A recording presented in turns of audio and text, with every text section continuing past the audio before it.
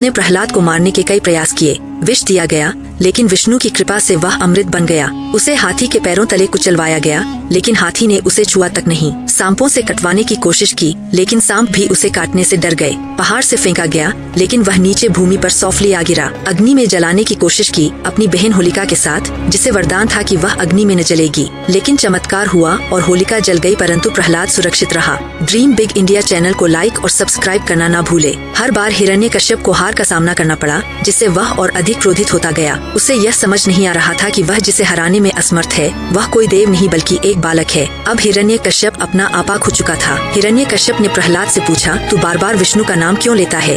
वो तुझे कहाँ दिखाई देता है? प्रहलाद ने शांत होकर कहा, वो हर जगह है, आप में, मुझ में और इस समय इस महल में भी है। यह सुनकर हिरण्यकश्यप का गुस्सा और बढ़ गया। उसने प्रहलाद से कहा, क्या विष्णु इस खंभे में भी?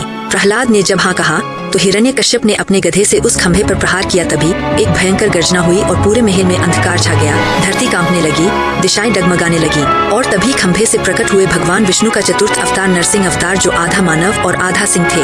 उनकी आंखों से अग्नि निकल रही थी, शरीर तेज से चमक रहा था। वह क्रोधित थे, भक्त की रक्षा के लिए ब्रह्मांड हिला देने को तैयार थे।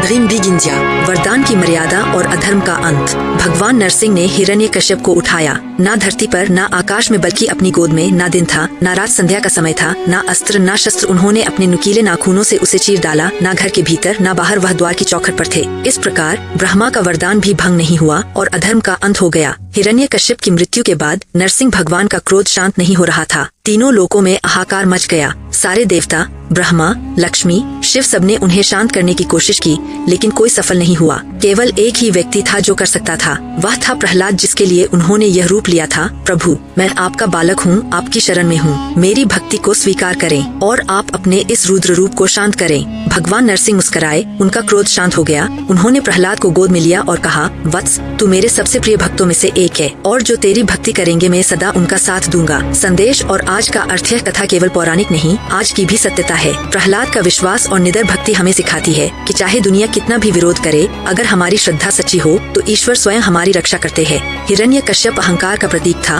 और नरसिंह अवतार उस अहंकार को विनष्ट करने का। ड्रीम बिग इंडिया चैनल को लाइक और सब्सक्राइब करना ना भूलें।